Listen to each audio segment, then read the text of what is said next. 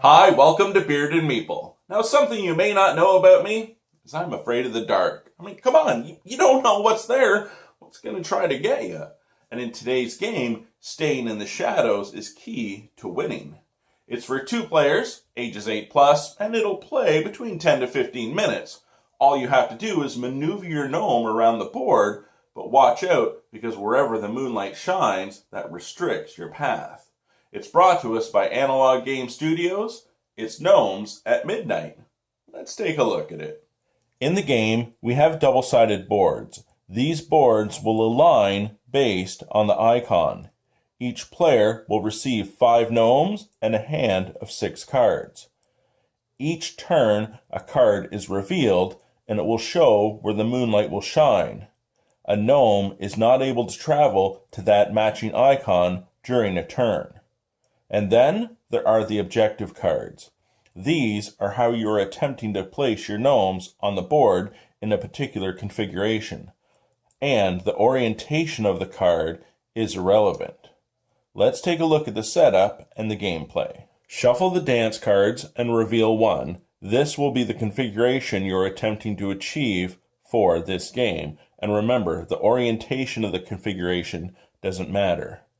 Each player shuffles their deck of cards and will place 2 gnomes in each corner and 1 in the center on their side of the board. The blue gnomes having the yellow cards, the green gnomes having the purple cards. We're ready to begin. There are 3 ways in which you can win. By placing at least one of your gnomes on each of the 3 toadstools, bumping 3 of your opponent's gnomes off the board, or completing the dance card. On your turn, you will take one action, either move a gnome or add a gnome. You will reveal a moonlight card. The moonlight is currently shining on rocks for the green player's turn. You can move orthogonally and diagonally, but based on the moonlight card, you may not move on or off that feature for this turn. So this gnome could move to the grass or to the flowers.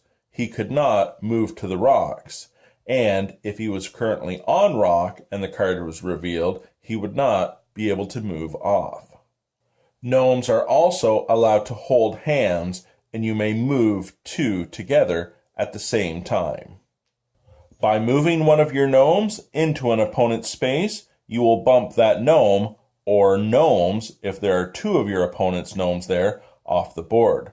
Remember, one of the ways to win is by bumping 3 opponent's gnomes. And if you bring your gnome back onto the game, they must re-enter based on your color of flowers. No more than 2 of your own gnomes can ever be on a space.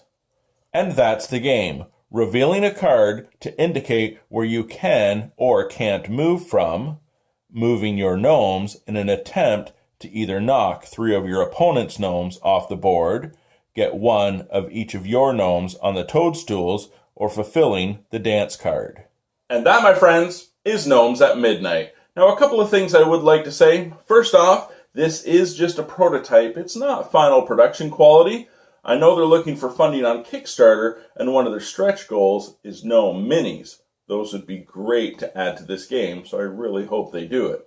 Another thing, you may look at it and think, oh, it's a nice little filler abstract game, but the more you replay it, you really see the depth and how your strategy can grow in this game.